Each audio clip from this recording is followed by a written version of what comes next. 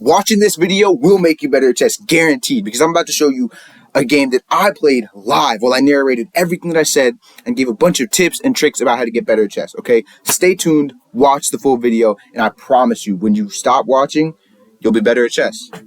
I'll see you there. Let's get into it.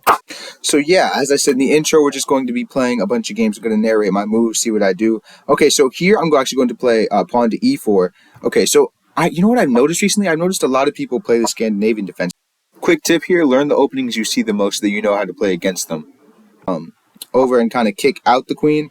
Now here, I don't really understand what my opponent is trying to do here. I think I'll actually the bishop just to get some development, and then maybe play this knight move, castle, and then move my bishop yet again. I was kind of debating that because I didn't know whether I didn't know really what I wanted to do. Honestly, I didn't. Well, obviously my opponent wants this, right? That's what my opponent wants. So we're just going to go here. What you have to do in chess, you have to think about what your opponent wants, and then you have to stop them from getting it. That's how you win. I went here to stop this move, and this looks like it's free. Well, I guess it really doesn't. But either way, we're not going to play it. We're actually going to play. We're going to play this move. We're going to play this move right here, exposing, opening an attack on my opponent's queen. The goal here is just to get my opponent's queen to back off and, kind of like leave the position. All right, so they don't see that, apparently. A lot of the time, people don't see exposed attacks. So, like, if you have a chance to set up either, a discovered check or something of the sort, a lot of the time, people will not see it. So just to let you know, that is like, okay, so here, yeah. The other thing is that you just have to be careful with what you... Okay, so what I meant to say here is that you have to be careful of the moves you make, because I was about to take the pawn with the queen, which would have just lost my queen to the rook. That's what I meant. You just have to think about what you're doing. Right here, I saw that, I had the ability to go here and win a rook, so I decided to let go of my bishop and win the rook. And as you can see, I'm up a rook and a queen and a pawn, all for one bishop. So the main takeaways from this game is that you should always look for discovered attacks and discovered checks, because those can be very useful. And you should always not have chess blindness. So I'm really talking about tunnel vision here, and how you should look at the whole board instead of getting too consumed in only a portion of the board. Okay, so I think we'll play another game. I'm going to try and end it off on a checkmate. Okay, so we're back here. I tried to show you guys that they played the Scandinavian, so I think this time I will show you guys the London system. Get a bit of variation. Now, the thing about the London system is it's a great opening because it's the same every time, and these openings are really good for black, or sorry, not good for black, but good for beginners, because it's the same thing each time, and it allows you to become very familiar with a specific setup, and you never have to deviate from that setup. Even at like higher levels, you don't have to deviate from that the setup of the London system. So it's really good. Now I do have a lot of development over here. Maybe I want to get some stuff in here, do all this. This bishop, I do think that I should kind of deal with it, but in time, I'll deal with it in time.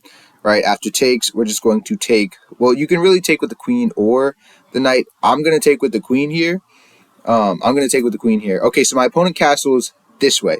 Push this pawn. We're going to push this pawn in an effort to get our bishop in. See, what we're doing here is we're playing a pawn break in order to get development towards my opponent's king. See, what I've done here is after pawn takes, I'll get my bishop into the game, and I've opened this diagonal up for my queen, and then I'll be able to castle kingside, or even potentially kingside.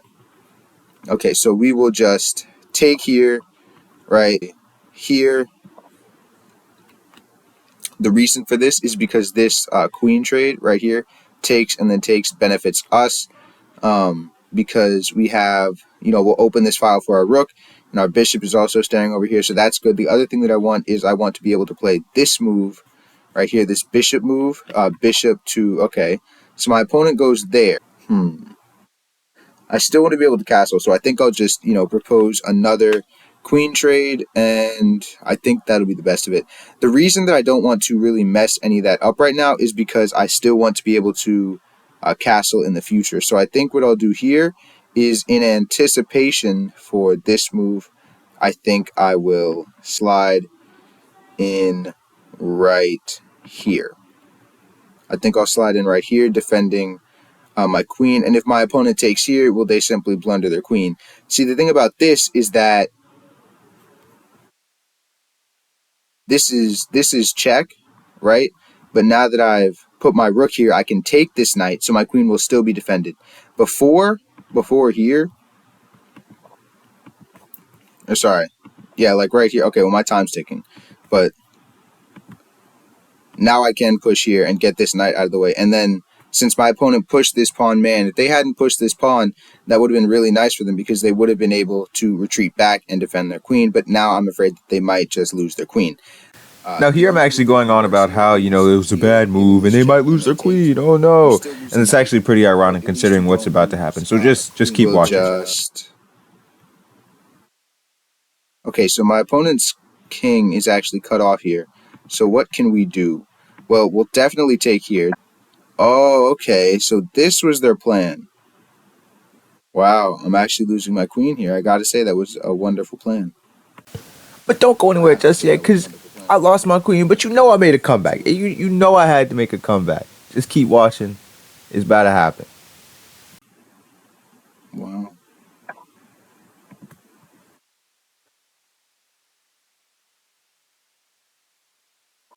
We sacrificed the bishop. Good. And we throw in a little check. This was just good. Yeah. The king goes over there. We'll step in here with this check. But I'm afraid that there's really nothing. Oh. King down. King down. And that's a fork. Ladies and gentlemen, that is the fork. This is why you never resign games. And just like that, we win back the queen. Like this is going to happen. Or when your opponent blunders. You just really never know. That's why you shouldn't ever resign. You should always make your opponent checkmate. Because say they're left with a bishop and a knight. Most of the people you play don't know how to checkmate with those two pieces. So you should always make them checkmate. Don't ever resign. What should we do here? Well, we can just give this check defended by this pawn. And now we should be in a great position. If my opponent's king goes back, we'll jump in here, give this check so they go forward. Now when they go forward, we will give this check right here. Coming in this way. Okay, so they don't do that. Now what we can do is play take with the rook, right? The other thing you have to look for is that, like, this, like right here, right? This they should have been worried about because, after this check, their rook is exposed and open. So I can take it, which is what I did. Here, I'm going to castle, get my other rook in, hopefully play down here. Well, not hopefully. I'm definitely going to do that. I might drop down sometime, give another check. What matters here is really just holding on to the game and not blundering it away. So it actually shouldn't be that hard to do. Right now, what I think we'll do, well, we can't give this check anymore, but we can give this check. We can give this check, and my opponent has to go here or down. They should have gone down because now we have this move, and the king has to move, and I will win this rook. That's called a skewer. Granted, they will win this knight, but I think I am fine here. I do believe I'm fine. So we'll just go ahead, pick up this rook. This is, again, why you shouldn't resign and why you always have to look for attacks like this. Like skewers and different pins. And you have to see ahead. You have to end your move on your opponent's turn so you can see what they would do in the situation and see how it might affect you, in the future. Okay, so my opponent's king is actually getting really close here. I think I will make a swift and hasty exit. Yeah, I think we'll do that. I think we'll move over here. This is a check, right? And then we just come back here, and my opponent now has no checks. If I had gone here, my opponent would have this check, which might be worrisome. But now my opponent has no checks, and we can simply come down here. And then, yeah, now we have checkmate. So the main takeaways from this video are to always look for discovered attacks, discovered checks, to not have tunnel vision, to have clear board vision and to look at the whole board when you're playing, and also to never resign. I hope you guys enjoyed this. I hope you guys enjoyed this video. And if you did, like, comment. Also, tell me what I could have done better. Tell me what you'd like to see more of. And if you haven't already, hit the subscribe button. Welcome to royalty. I'll see you in the next one. I'm out.